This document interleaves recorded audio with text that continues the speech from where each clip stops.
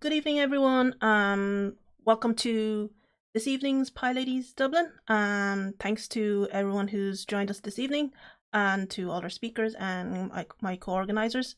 I'm going to go through some announcements first before we get started with our talks, and our raffle at the end as well. So for those who are curious about the raffle, we'll pick the names from people who say they want to join in the raffle on live chat. So we'll ask that question near the end.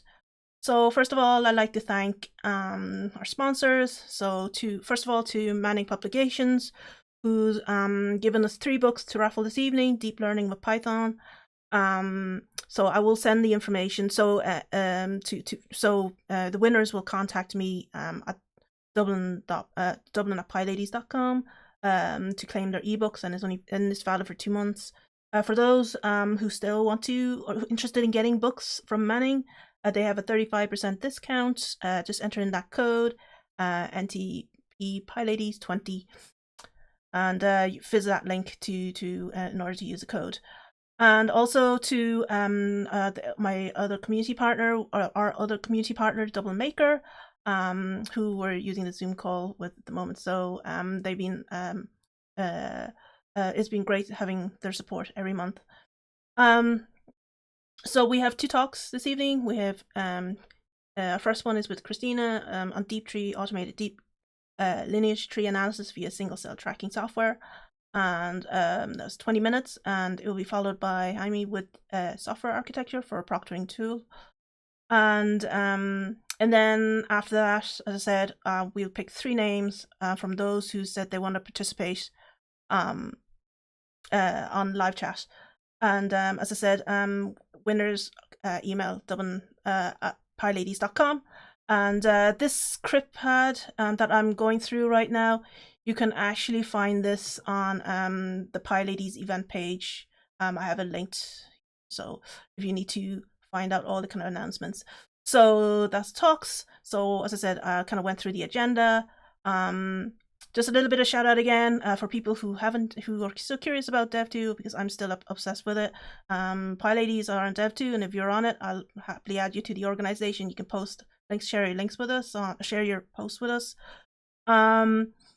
We are also still looking for PyLadies Dublin speakers for next year. So I created a new type form, so you can click on that if you're interested in giving a talk or a demo. Our next PyLadies won't be next month. This is our last PyLadies Dublin for year 2020. But we will be back next month, or not next month, January 19th, and it's going to be a virtual event. I have a speaker confirmed, just need to get the details together. It's going to be rather exciting, and it's going to be their first time in Ireland.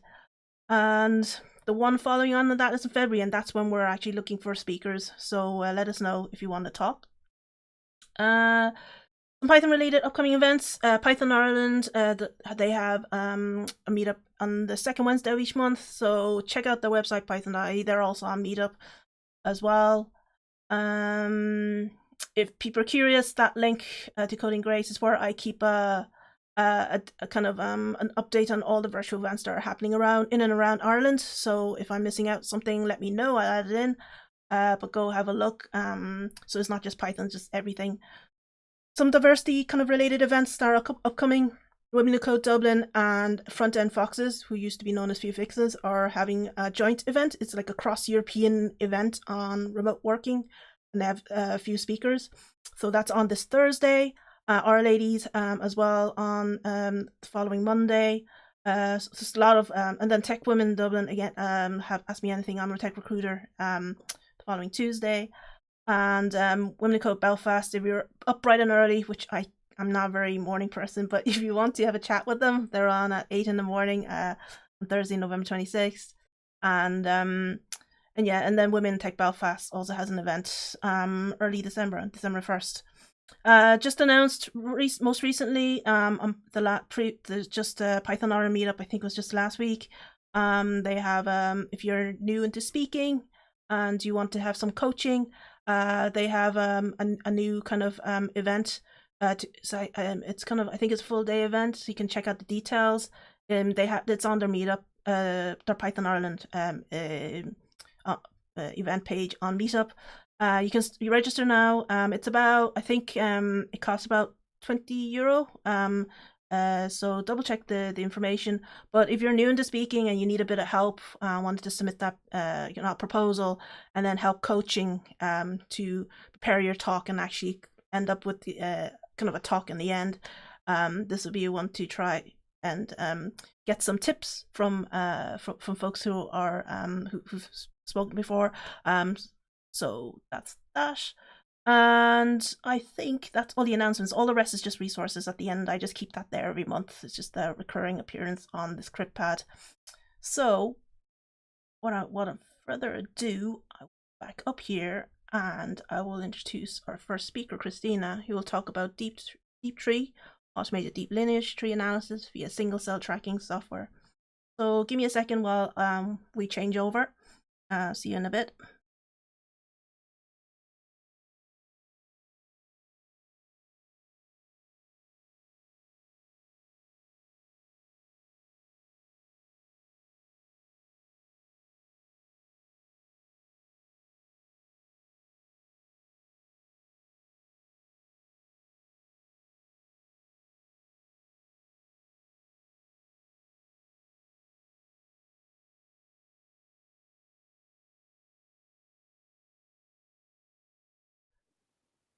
And okay, you're good to go. Perfect. Thank you very much for the warm introduction. And hi, everyone who joined us for tonight for the PyLadies Dublin event. My name is Kristina. I am a third-year PhD student at the interdisciplinary program in London at UCL, University College London. And I'll be talking to you about my PhD project in which we're trying to give single cells a story. And now if you think, okay, this is really bizarre, and what does she mean? I have a subtitle of my talk, which is captures the hashtag DeepTree, which is an analysis pipeline that we've developed in the lab to track single cell heterogeneity within cell populations using deep learning tools. And now you may be wondering, okay, how does the scientific sort of talk relate to Python and to the topic that you usually explore at these meetups? And so to give you an overview about that, I just wanted to talk to you about how we can use Python and how can Python be very helpful for all of us in trying to answer scientific questions? So Python is not just a great tool, to be a software engineer or to do a lot of data processing in terms of, the purely computational projects that you may have experienced or heard about in your previous sort of exposure to Python. But Python can be actually used in science, and it's very popular in scientific community. So hopefully this talk will give you an overview of what you can do, and obviously there is many more applications of what you can do with it, but hopefully I'll cover some of the the hottest topics in sort of Python development and how you can use it in research as well.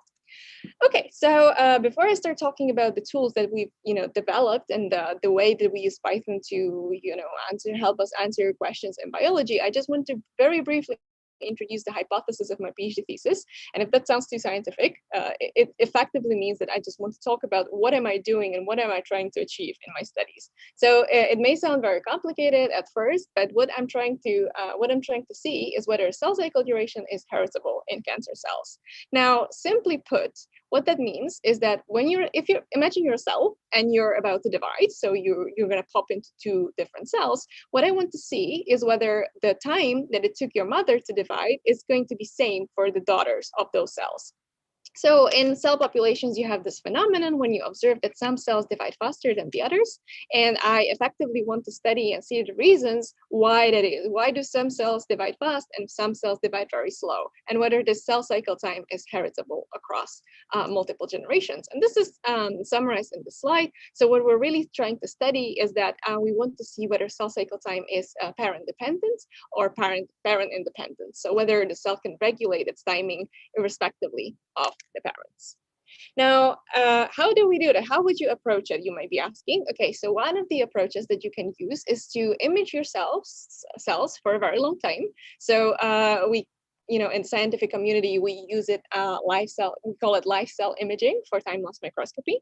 And what that effectively means is that you take a picture of your cells growing in the culture over a very long time in certain intervals. So for our application, it would be about 4 minutes. And we take a picture of a photo of or an image of our cells under the microscope every 4 minutes for quite a long time. So a very simple and elegant setup. We just we do this for quite a while. We do this for 3 to 5 days. And what this means is that we collect a series of images that we can later analyze. And Python is actually a great tool to help us analyze those images, because effectively what we want to do is that for every little nucleus, for every little for every single blob that you can see in this image, what we want to know is that how that cell behaves, how many neighbors it has, how long it takes to divide, how long it, how many children or how much progeny it will populate, and so on and so on.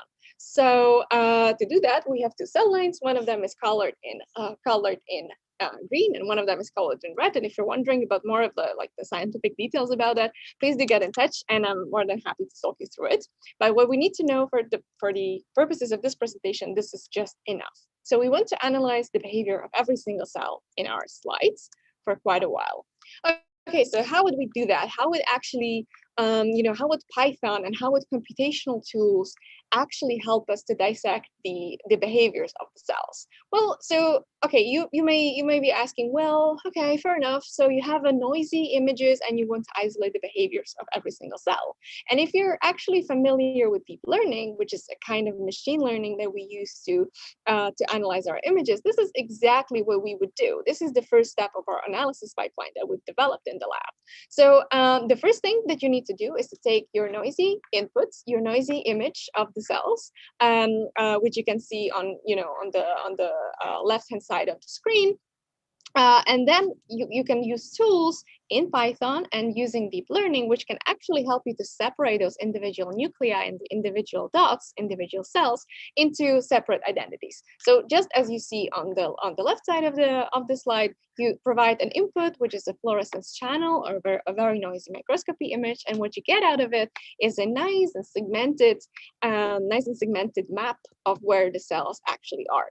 And you may be wondering, okay, well, I heard that deep learning and machine learning tools are actually used for very complicated problems. Well, why is this a complicated problem to start with? Why do you need to use deep learning to just circle around cells? Probably a 5-year-old child can do that. And if you're thinking that, well, one of the things that you need to realize is that the problem that we have is actually much more complicated than what it seems. To us humans, is very clear where the cells are and where the nuclei are. We could easily take a pen and circle around the cells, but for a computer this is much more difficult. And this is difficult because the values, the individual pixel values, which correspond to the individual squares in that image, are very variable. So even if you belong to a nuclei, for example, here you have a couple of bright nuclei in the center of this crop that I'm showing you, it doesn't necessarily mean that all of the pixels in that cell will be very bright. So it will be very white in other words. And the same is true for the background. Because this is a low resolution, because this is a low resolution image, it actually means that you can really struggle with segmenting such an image using a traditional tools. And so this is why one of the steps of the pipeline that we've developed is to use deep learning and to actually help us do this automatically, also using Python. So if you're familiar with deep learning and you've actually heard about, the neural networks architectures and things like that, you may actually benefit from the knowledge that this is using a unit model architecture. But if you haven't really heard about it before, don't worry about it. The only thing that you really need to remember is that when you provide a labeled image into the model, it's actually able to internalize the behavior and to internalize the shapes of the cells, and it returns a binary mask or an annotated mask of the cells. Okay, now what can you do with that? Well, the other step, or the second step of the pipeline, is to actually use this information and give us an overview of what each individual cell is doing at any one time. So what do I mean by that? Well, first of all, because you now have the coordinates, or you have the binary mask of the cells, you can now go back into the original image and you can now ask, okay, what is that cell doing? Is it dividing? Is it just hanging around? Is it migrating on a plate? Is it growing? Is it not growing? All these sort of scientific questions that you may be interested in. And this is really important because if you want to keep track of your cells and keep track of what they're doing over time, it's very important to be able to distinguish whether a cell is dividing, is going to divide, just divided, or is not dividing at all. So to do that, we implemented a CNN model. Again, if you have never heard about deep learning, do not really worry about the technicalities. So to wrap up, what it does is that it looks at the tiny image patch, a crop of a cell just around the boundaries, and we can do that because we know where it now is. And it looks at it and it classifies one of the phases of mitosis. If those words sound completely foreign to you, mitosis effectively means cell division. So what you can do using this pipeline, using this CNN model, is that you can tell for every single cell which class or how far towards or from mitosis or cell division it currently is. Now, you may be wondering, well, okay, but can you not do this, in person? Can you not label this as a human? I'm pretty sure that you can do this. You can do this by yourself. You don't need the computational model for that, or you don't need to use the complicated Python scripts and anything to do that. But one thing that I should tell you is to analyze a lot of movies that have a lot of slides, which we've been taking for a couple of days. This is a very time-consuming task. So if I wanted to click on every single cell and label what it's doing at any one time, I would still probably be analyzing the first movie I ever took. And using deep learning at these sort of models and using the computational approach to analyze the cells is a very fast and a very time-saving approach. So later on, what we can do now, combining all of the knowledge that we have, the segmentation knowledge and the classification knowledge, so using the coordinates and the states of all of the cells, we can now do something that's called single cell tracking. Now, this may sound totally foreign to you, and if it does, I sketched a little schematic for you here on the left-hand side, and this effectively illustrates what is happening to our cells over time. So as you can see, at the beginning, you have one cell, which is highlighted in this sort of magenta color. You have one cell which over time moves on the plate, and at certain point it stops moving a little bit and it splits into two. So this is what we call cell division or mitosis. And when it stops and divides into two cells, it is now not a single parent cell, but it's now two children cells. And what we need to do if we're interested in the behavior of the cells is to be able to retain that identity, to retain the trajectory of the cells, and also to be able to store the division history of every single cell. And for that, using Python and other languages, we've developed a tool, a single cell tracker, which actually allows us to do this for many cells in a plate for a pretty long time. So for a couple of days or for a couple hundreds of frames in sequence. So this is effectively on the left-hand side, you see the schematic of what this looks like, the tracking of the parent and its children. And then in the center of the slides, you hopefully see the lineage tree or the lineage information for every single cell clone. So when a cell divides, it actually gets split into two, and the children actually get split farther and farther and farther. So this is hopefully resembling a tree structure at least a little bit. And this is exactly what we do when we're trying to have a look at the cells. And I should probably stress out that here, the BTRAC algorithm, the single cell tracking algorithm, but all of the models that I already mentioned were implemented in Python or with some sort of aid of Python development. Okay, so this is just the wrapped up slide, which is, I do realize this is a very crowded slide and it has a lot going on, but this is exactly what I just told you about. It effectively summarizes our DeepTree pipeline. Hopefully now you understand why we call it DeepTree, because we are reconstructing lineage trees for every single cell, and those trees tend to be very deep. So they go a couple of generations in they go a couple of generations from the founder cell to the subsequent children. And what this summarizes is that you see the cell annotation step at the beginning, where we segment and we classify using the deep learning tools and various Python scripts. And then in the next step, we do the cell tracking, where we actually connect the sequential information about every single cell into a meaningful tree. So you may be asking, okay, well, what is this all good for? Or how do you actually then utilize the information from the lineage trees? And how can you actually then tell anything about the behaviors of the cells? And if you're asking the question, congratulations. That's something that I've been asking myself for quite a while now, since I started my PhD. And effectively, this slide summarizes the answer to that. So here in the center, you can see the lineage tree, which I've shown you before, and a schematic of a lineage tree of a cell that has divided over 4 to 5 times subsequently. And what we can do and use this lineage tree for is that we can now extract the single cell information and the information about the cells at every single point of time. So we now can have a look at the density of the cells, of how much the nuclei grow, how many neighbors it has, and how much it moves over time. And all of this information, it can then be used for a sort of what we call big data analysis, or sort of big data single cell analysis, to actually give us information about how cells behave in population. So hopefully you found that interesting. And if you're still a little confused and you don't really understand what I was talking about, I would really want to show you a movie which summarizes the pipeline and actually how we can use this sort of annotation pipeline in practice. So here, what I'm going to show you is that we used our pipeline for intrinsic single cell heterogeneity.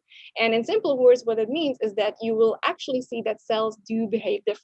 So you'll see that the orange cell, which is highlighted kind of in the center of the slide, will divide very few times. The blue cell on the top will actually divide kind of like medium times, and then the green cell will actually be able to divide many, many times. And this is actually, we believe that this is how cancer arises, because there are cells which have higher capacity to divide, and that means that they have a higher likelihood or higher potential to become cancerous over time. So let me just play this super short movie. It's quite fast, so you need to follow the 3 cells, and I'll play it again for you to appreciate later on. But hopefully now you can start appreciating that the division potentials of the cells are actually very different. And this is just picking 3 clones. If we follow the other 3 cells, I'm pretty sure that they would also give us some sort of difference in the behaviors and difference in their single cell capacity to divide. I'll play it again just to make sure that you had a chance to appreciate it. And what you're watching are actually the nuclei of individual cells, which we segmented and classified and tracked effectively using Python and various Python packages. And I'll play it again because it's only 12 seconds. So yeah, this is the outcome of the pipeline in practice. And this is exactly what we use the analysis pipeline for. So now, hopefully, I've demonstrated there are cells with different properties, different proliferation and division properties. And, hopefully that triggered some interest. If that was totally foreign to you, oopsie. I don't want to play that again. You've seen it already. So I'd like to thank my supervisors, Alan Lowe and Guillaume Charas, who are the brains behind this analysis pipeline and behind this project. I'd like to thank Julia for collecting the data and for doing the wet lab experiments that you had the chance to appreciate during the presentation, and the whole CELEX team. And if you're interested in knowing more, please do get in touch. I'll be honored to I'll lead you through more of the details. And thank you very much, Vicky, for having me tonight. And the word is now yours.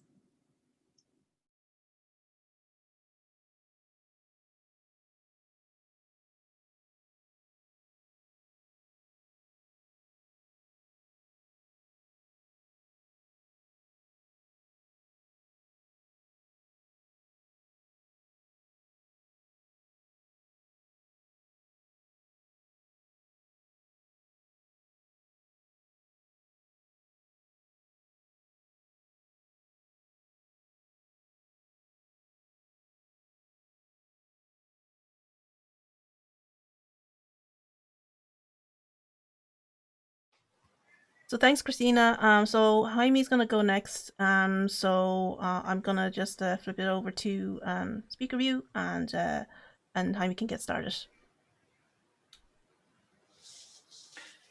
Thanks, Vicky. Thank you very much. Hi, everyone. I'm going to be talking a little bit about software architecture for a proctoring tool, right? So I'm Jaime Buelta, and I'm a software architect in DoubleYard. Just to give a very brief overview of what DoubleYard is, right?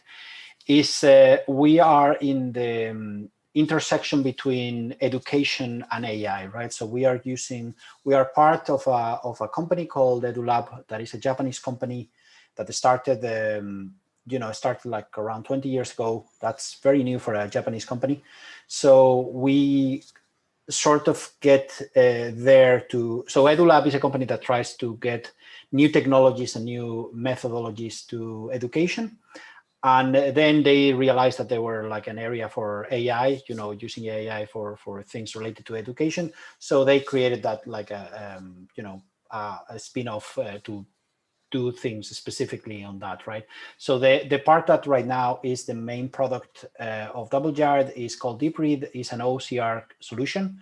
As you can imagine, the Japanese characters are quite difficult to get in OCR, and in particular, the most common solutions are based in the United States and Latin alphabet and everything.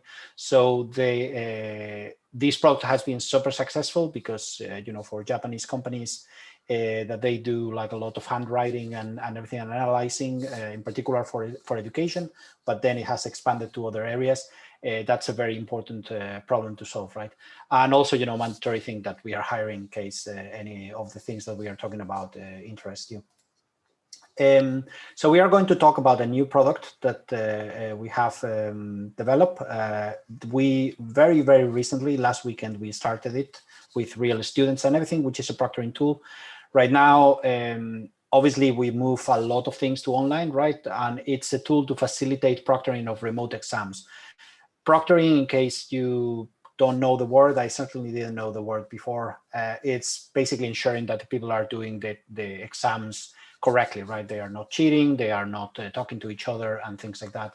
So the thing that we are doing is recording them, right? And then we allow someone else also remotely to watch the video and check other actions that could happen. Like we record as well the screenshot, right? The desktop that they're using, and other things like if they click in a particular area, or if the audio that they're getting and everything. And then we allow someone else to say, okay, with this information, is the student doing cheating, or the exam seems to be all okay. We use AI technologies to try to help the proctor, right? To see the videos, like watching someone doing an exam for 2 hours. It's very demanding and not very fun, right? It's quite boring. So the idea is to try to help them to make a decision informing on that. So if there's something that is very obviously cheating in half an hour before, after the start of the exam, and for these 5 minutes, perhaps those 5 minutes are the only ones that the proctor needs to watch. So we are trying to get that kind of thing and getting the AI to detect more and more things that the students could be doing. It has been developed by DoubleYard completely, and it has been recently released. It's given the company, it's mainly around Japanese companies, but there are other companies in other parts of the world, also in India and everything, that they are interested in making use of that. Like, again, there has been a big change to online things at the moment for some reason. This is the the website. Yes, obviously it's very Japanese because so far the focus has been in Japanese universities in particular. But anyway, just to show that. We have talked about what the proctors see, right? So this is more or less a mock-up of well, it's not a mock-up, it's like a development environment for a specific exam, right? This is one of my co-workers, Dara, and he's doing an exam, right? So there's a video, you can play the video and you can see basically the webcam and you can see their desktop. And there's also some other things related, like there's a bar below that says, gaze, multiple faces. Those are the things that the AI can detect, right? It can detect, for example, if there's no face at all, or there's multiple faces. So we can detect if a student is not seen on the webcam, or if more than one person is present on the webcam. There's also changes that they can do with tags and things like that. So that's mostly, revolving about doing processes, being sure who is proctoring what, because when you have like 30 people to proctor and 2 proctors, they need to coordinate to each other and everything. But that's more or less the way it shows. Okay, so given the introduction, right, that I think is important to understand more or less the things that we are doing, we are going to get a little bit more about the software architecture on that, right? So the basics on that is that we have the examinee. They open an application, which is our application, which is called Checkpoint SED, or Checkpoints, which is the name of the application, right? The commercial name. And inside that, we show a browser, which is where the exam it is, right? So the exam itself, we don't have that much control. It's more the university, but it's basically a web page that you can answer questions or whatever they're using at the moment. In some cases, Google Forms and things like that. That records your webcam, your audio, your the desktop image, and sends that as video in small chunks of video. We will talk about that to a central server, right? That server controls, if you're the correct student, if you have an ID, if you're doing the specific exam and everything. It returns, for example, the specific page that we are going to show them. It stores the video in S3. We use Amazon, and it stores all the rest of information in a regular MySQL database, right? We not only have the interface for the students, we also have the interface for the Proctor UI, which is the page that we show, that also can see the video, right? And also we have an AI module that we will be talking more about that, because that's the part that is mostly written in Python and everything, that is also consuming the information more or less like a proctor, right? So it can download the video in the same format, and it can process things and can submit comments as a human proctor will do. For getting the video, we use a format called HLS, which stands for HTTP live streaming. And the good thing about this video format is that it uses a lot of assumptions in HTTP, right? So if you know a little bit about web services and everything, when you get HTTP is very common, right? We use it every day in the browsers and everything. And the basics of this is that it divides a video in a lot of chunks, right? They have a defined, each of them can have a different duration. And then it creates an index file that, as we see here, is basically saying, okay, first is this chunk, then this chunk, then this, then this, then this, and this. And each of them takes this time, right? So it's very easy to submit video because the index is plain text. The chunks are video files, but they can be very small. And there's also, like, this is a very, very common protocol for sending video, especially for a streaming video, because obviously you can cache them in HTTP and you can do a lot of stuff network-wise. But the main idea is the same, right? You send small increments, and also you can do things like, for example, send me the one with a lower resolution if my network is bad, and send me the one with higher resolution. So you not only get like all the chunks definition, but you can also say, okay, you can either use this file or this file. This file is the high resolution one. This file is the low resolution one, but they're equivalent. They both are 5 seconds long or 10 seconds or whatever. And then you can be downloading that, right? So this is very, very common in companies that are streaming in some way, TV channels, for example.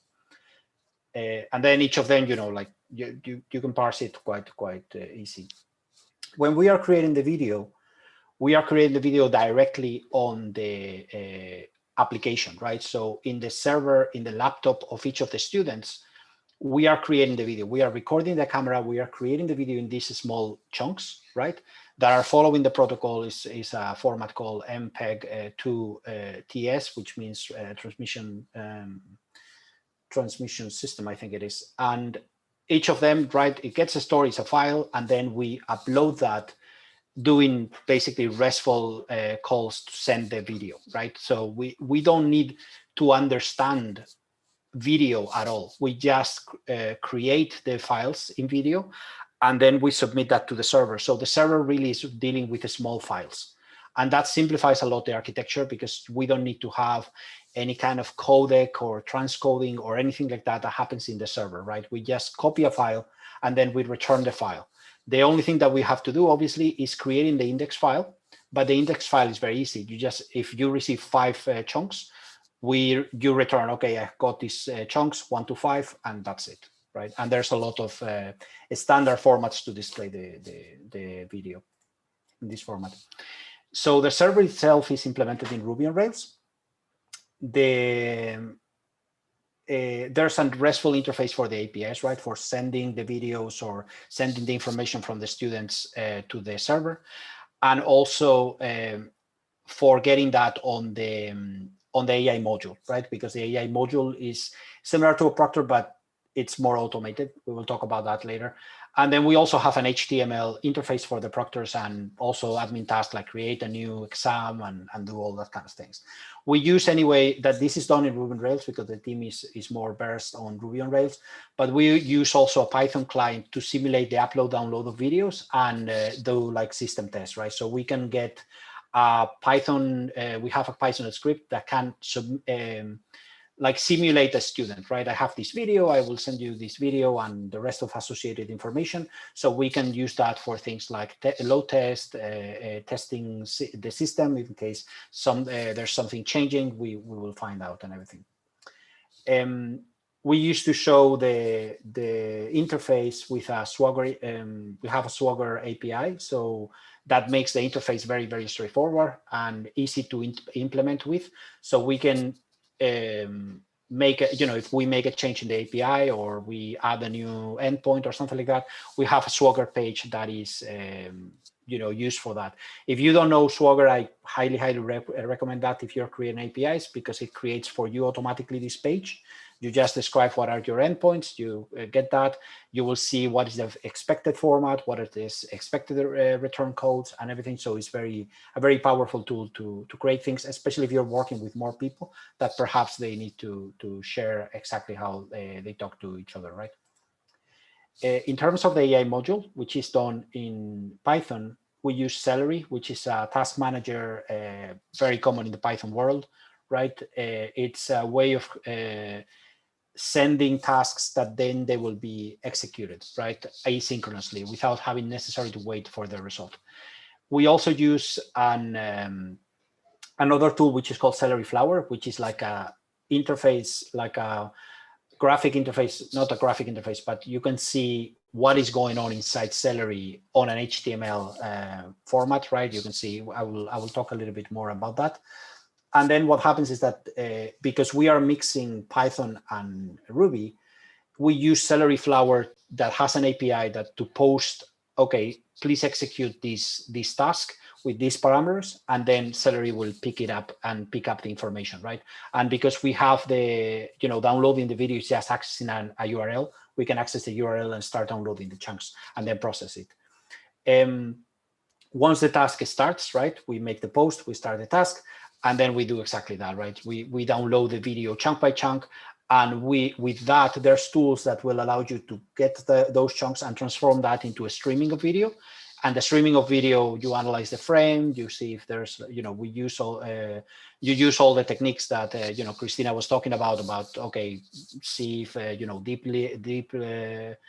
deep learning about, to detect the shape of a head and to detect if there's a speech or not. All that kind of stuff, can happen pretty standardly, right? So when we designed the architecture, the objective was to try to get things very easy for the development of the AI module, right? So they can download the video, they can transform that, and it works very similar to what if they were reading a video from the hard drive, right? It's just that they replace the hard drive with a URL, and there's external modules that will do the rest and transform that for you.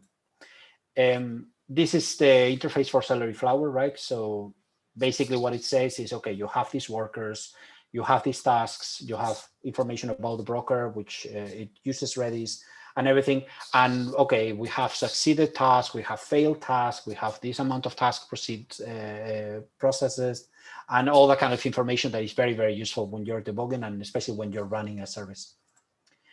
In terms of how Celery works, right?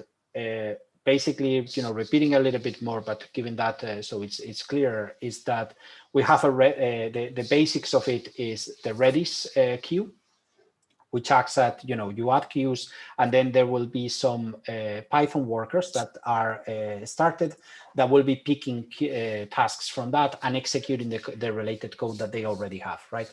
So we make a post.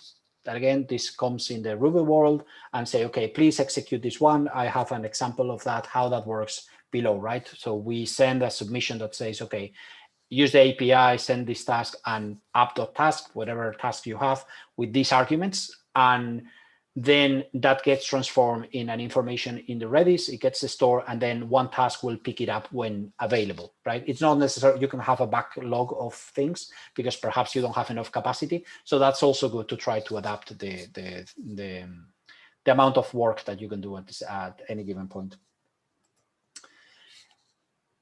How does a Celery task looks like, right? So it's very easy to use. If you haven't used it, I recommend that. You basically define, you import your Celery, import your application, which is the worker that is going to be pulling information. There's a little bit of configuration, obviously, that I'm not showing here because it's a bit boring, to be honest.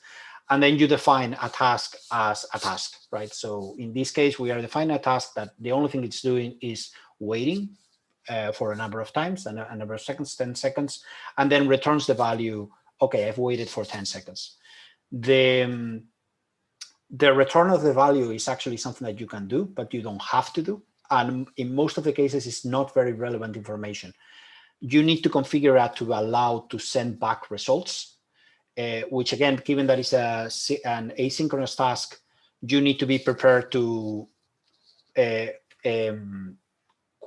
poll the query and say like, oh, there's this task. Is it finished yet? Is it finished yet? No, it's not. And then you can retry it. But you can do it, and you can use different backends to return the information. The easiest is if you have Redis. Redis can be used both for sending the task and both for returning the values. So it's very easy to set up that as both, right? You only set up an internal database, which is Redis 0, Redis 1, and then it will do the trick for you.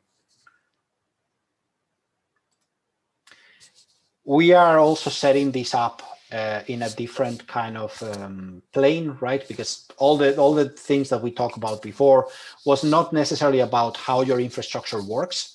It's more about how you structure your software, right? But in our case, we are also using Docker and Kubernetes to get this working, right? So in the particular, like transforming that from the general idea how the software is structured and everything into, okay, this actually how that translates to my infrastructure once I have a Kubernetes cluster set up, right? Kubernetes is a way of running Docker containers.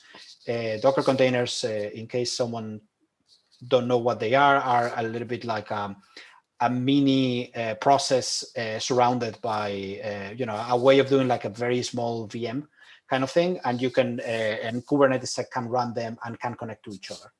So the way this works is that we have a deployment for the server. Deployment is just a collection of those small VMs, right? Those containers. And another deployment for the AI module, right? We can scale them, so we can make more workers, more AI workers if we have more load, or less if we have less load. And then what happens is that we have something called an ingress, which is basically it's open to the world, right? It accepts external requests. It will get through the ingress, it will get to the service, which is a service is like internally addressable, right, inside the cluster. So we will get inside the cluster, it will get to one of the different workers that we have, right, to say, okay, get me, this is the new exam from a user. And then that will be sent internally only, because we don't want to expose Celery Flower externally. It will go to Celery Flower, and then that will send the request to Redis. And then from Redis, we will get the other AI to get that, right? So this is sort of like the flow of, okay, this exam is finished kind of thing, right? You get to the deployment, you get to the service, it gets to Redis. And then when you start the AI connects to the deployment and then starts pulling the video and getting the analyzing it and making the comments that they will send that back to the video. So it's a little bit convoluted in the way it works, but it works very well. And especially it allows the people, because we have different people working in the server and people working in the AI. It's even a different language. And the knowledge gap there, each of them are obviously a specialist in their own field. So the objective of this is to try to make them easy to work independently, right? So the one team member could be working the server, can be doing improvements for a particular, for the proctor or the video being bigger or having some performance there. And someone else can be working on the, analyzing better the video and everything. And they can be working in parallel pretty independently. So they are not requiring to wait for the other or stepping into the toes of each other, right? Which was our objective. And that's it. Thank you very much for your attention. Right, I hope that this has been interesting and gave a little bit of an overview of the kind of architectures that you can use if you have a similar problem that we have. Right, having two different things that are very different, and you can submit the task when it's finished, and other people can pick it up and then submit their results on that. Which works quite well for long-running tasks. Obviously, the AI processing of a video could take a while, right? It could be a long video. It could take a while to analyze. So you are not necessarily giving an immediate response, but at some point. Reminder that we are hiring. I have my Twitter account and my email in case anyone want to contact me to make me any question or whatever. Thank you. Cool, thanks, Jaime. You can unshare now your slides. So thanks to both our speakers. Let's see if there's any kind of questions from folks. I think there was one. It was for Kristina earlier from Ellen. Are using we do have some time for a question or two, so people can still post questions if you want for Kristina or Jaime before we do our raffle. And then we'll also if Lay is there, we're going to do what we did last week. We're going to ask people if they want to, while Q&A is happening, if people want to participate in the raffle for Deep Learning with Python books by Manning. Just type here or yes or something like that in the live chat, and Lay will get your names and then I'll post them onto a name picker, and we can pick out the names live afterward Q&A. So From Ellen, she said, she asked, are you using any library in particular for modeling, etc., or just Python? If that's a question for me. Yes, for you, Kristina, yes. Okay, well, so the pipeline that we've developed has recently been published. So if you're interested in, learning more about that, there will be more information on bioRxiv. Just drop me a line and I can send you the link for that. It's pretty technical. So a short answer to your question would be, it's not just Python. We build a couple of models using, TensorFlow and the deep learning libraries that are available. And, for anyone to use, they're for free and they're very well documented. And so they'll be for the deep learning models, and for the tracker, that's actually most of it is implemented in C++, but there are some Python interfaces for you to use. And again, you can go to my GitHub or the GitHub of our page, and that will be all covered there if you want to download it. If you maybe want to use it for completely different application to track something else, it doesn't necessarily have to be cells. If you want to do that, you can follow the instructions, and hopefully it's user friendly enough to actually get it going for other applications as well.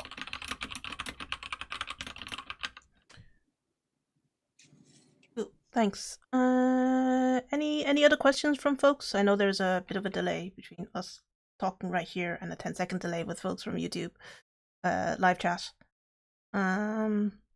So no. So any from the organizers themselves? Any questions from Maker Lay to the speakers? I think everyone seems to be all okay with no questions. No, I didn't see any unanswered questions. Yeah, I think a lot of people are just saying thanks for the talks. So we're just currently seeing if anyone is interested in entering the raffle. Oh, there you go. There's a question for Jaime. Can this proctoring service work on mobile? So at the moment, so technically, yes, there's no reason why we can't have a client on mobile, right? And certainly the proctors, if they want to, they can watch the videos on mobile. Though, it's probably not the most comfortable to watch like a video in a small thing. But the client at the moment works for Windows and Mac, and I think it will be unlikely to have that, at least for mobile, for tablet perhaps, because at the end they have to do an exam on the device, right? So obviously there's a limitation in terms of the kind of device that you can use to perform an exam. But if they do an exam that is just a video, it works in a mobile phone, which I don't know, perhaps they just click with the thumb and they can answer questions or whatever. Yeah, like there's no technical reason why it can't work there. Oh, just give another 10 seconds or so for people who wants to participate. Lay will grab the names for me like last time, if you don't mind. Yeah, I'm doing that now. Yeah. And what I'll do is I'll just say thank you to Kristina and Jaime for speaking this evening. It was much appreciated for your time and preparing the talks. And if anyone else have any other questions and they didn't make it into our live chat, do send them on to me. I'll pass them on to speakers, and I'll add them onto the CryptPad as well if there's any answers to the question. So are we good, Lay? I think we can close off the raffle now. I have 5 people. 5 people. Okay, this should be okay. So what I'm gonna do is I'm gonna flip over to myself where I can actually share my my browser window with the name picker. So just so I am not biasing to anyone. So I'll be back in a sec to the speakers.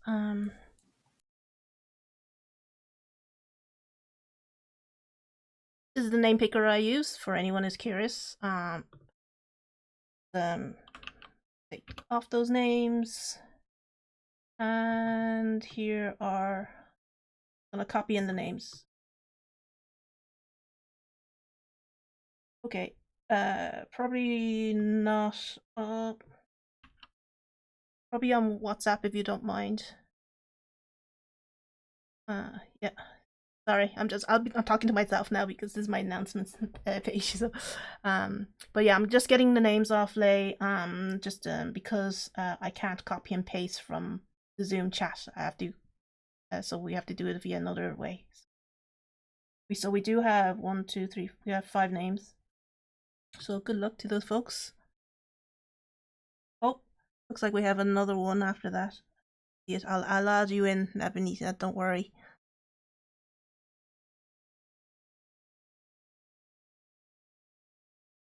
Give me a second.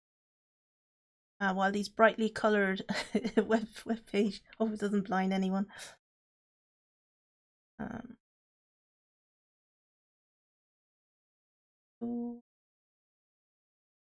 Coming soon. So for those who are just curious about this name picker, it's just namepickerninja.com. Been using this for a number of years for all my raffles.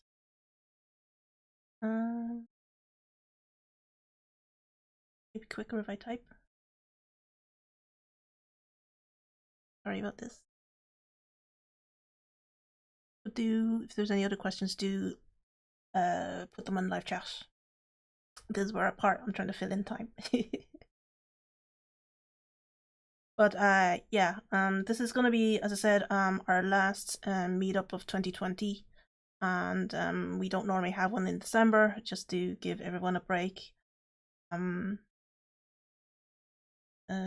Yeah, and just a reminder to anyone who's interested to give a talk. Yeah, all right. Lay just said she has 7 names. Yeah. We are just double checking the names. Just repeating what Lay is just saying to me. So yeah, just a reminder, if anyone wants to give a demo or give a talk, doesn't have to be, it can be just 10-minute lightning talk. Just send it in. Delighted to host you. Just anything from, you know, your own projects that you're working on, or something you found that was really cool and just want to share. I'll try and see if I can get some of my maker projects, and I'll try and give a talk as well. I don't give enough talks. Okay, here are the names. Give me a sec. Good luck to everyone. Need to get rid of the space. So people should start seeing the names appear. Hope that's okay with everyone. So what I'll do now is, since there's a delay, I'm just gonna pick the first name. So I'm gonna hit go. Look. Pity I don't have music playing with this. Ah, congratulations. The Glarga. Bo. Good. Congratulations. So I'm gonna remove your name. Probably put down. I'll remove your name from the list, and I'll pick the next one. And see who the second winner is. Oh, Nabanita. Congrats. I'm just gonna note it down on my piece of paper. Remove the name from the list, and our final whoops. What happened there? Go. Final person to win the Deep Learning with Python. Oh, congratulations, Connor. That's you. That's the final winner of Deep Learning with Python from Manning's Publications. So for anyone, so for the winners, just email dublin@pyladies.com, and I'll send you on the information on how to claim your ebook. So congrats to everyone, and I'm just gonna quickly go back to everyone's view and just say thanks again to everyone who to Kristina and to Jaime for speaking this evening. I want to say thanks to Michael for keeping an eye on my on YouTube Live as well downstairs to make sure that my sound is not all over the place and I'm not in the wrong place and during my live stream. and to Lay, always helping me. Can't shout out enough about Lay for helping me all through this year, and so big thank you. So I'm probably gonna say I'm gonna switch over to a final kind of screen to shout about, to remind you about next month's or January. I keep saying next month, January's meetup. But for now, right now, I'm gonna say bye to our speakers and thank you a lot for joining us this evening. It was very, very interesting.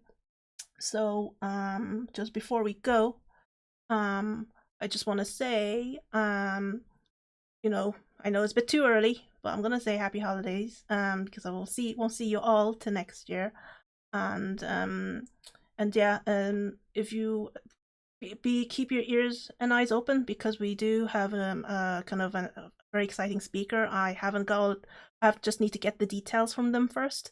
The only clue I can tell you is they're based in Sweden, and they're coming. They're trying to set up shop here or do stuff here in Ireland. That's all I'm going to say.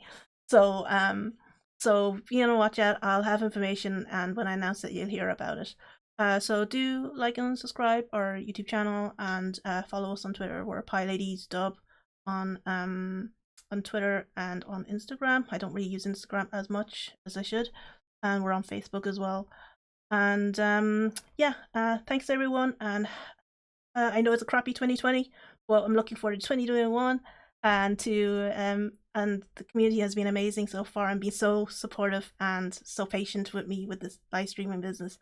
So if you want to get involved and want to get talking stuff, just drop us an email. So this is me signing off for 2020, and thank you for joining us at PyLadies Dublin, and to everyone who supported us throughout the year. Bye.